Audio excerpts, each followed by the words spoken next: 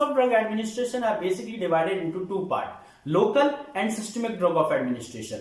Local के अंतर्गत हम किसी भी पेशेंट को क्या करते हैं, लोकल पार्ट पे कोई भी दवाई प्रोवाइड कराते हैं, लोकल पार्ट में हम दवाई देते हैं, जैसे क्रीम या ointment.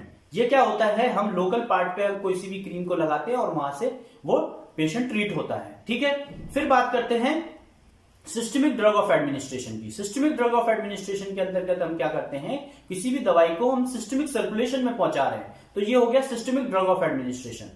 Local drug of administration की एक खास बात है कि इसका कोई सिस्टमिक साइड इफेक्ट नहीं होता है. ठीक है. सिस्टमिक ड्रग ऑफ एडमिनिस्ट्रेशन की अगर हम बात करते हैं, इसमें दो चीजें आती हैं, एंट्रल और पारेंट्रल. एंट्रल ड्रग ऑफ एडमिनिस्ट्रेशन का मतलब यह है कि हम गैस्ट्रो इंटेस्टाइनल ट्रैक्ट के थ्रू कोई भी दवाई पेशेंट के बॉडी के अंदर पहुंचा रहे हैं. ठीक है.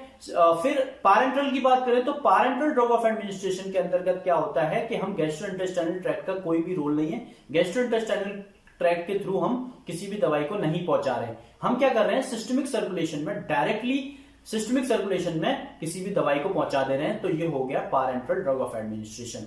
ठीक है. एंट्रल ड्रग ऑफ एडमिनिस्ट्रेशन की अगर बात करें तो इसमें तीन चीजें आती हैं, सबलिंगुअल, रेक्टल और ओरल.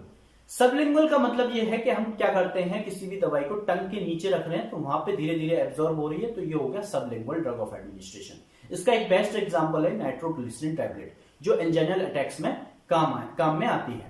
ओरल मतलब कोई भी टैबलेट या कैप्सूल हम क्या करते हैं, ओरल मुंह के जरिए देते हैं, तो ये हो गया oral drug of administration. Rectal मतलब एनस के ऊपर वाला जो पार्ट होता है रेक्टम, वहां पे अगर हम कोई भी दवाई उसके जरिए पहुंचा रहे हैं तो ये होगा रेक्टल ड्रग ऑफ एडमिनिस्ट्रेशन. फिर बात करते हैं parenteral drug of administration. Parenteral drug of administration का मतलब यह है कि हम डायरेक्टली सिस्टमिक सर्कुलेशन में किसी भी दवाई को पहुंचा रहे हैं.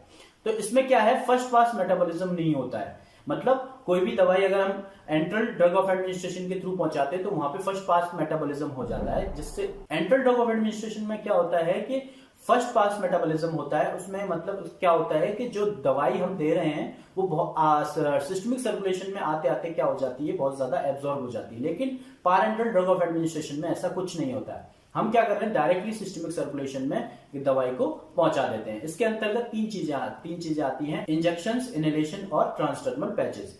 इंजेक्शंस मतलब इंजेक्शंस हम डायरेक्टली वेन में दे रहे हैं, इनहेलेशन मतलब नोस्ट्रल के थ्रू कोई भी दवाई दे रहे हैं, और ट्रांसडर्मल पैचेस जो हम स्किन के ऊपर ट्रांसडर्मल पैच लगा देते हैं और वहां पे क्या होता है, धीरे धीरे सिस्टमिक सर्कुलेशन में वो दवाई जाती रहती है. ओके, धन्यवाद.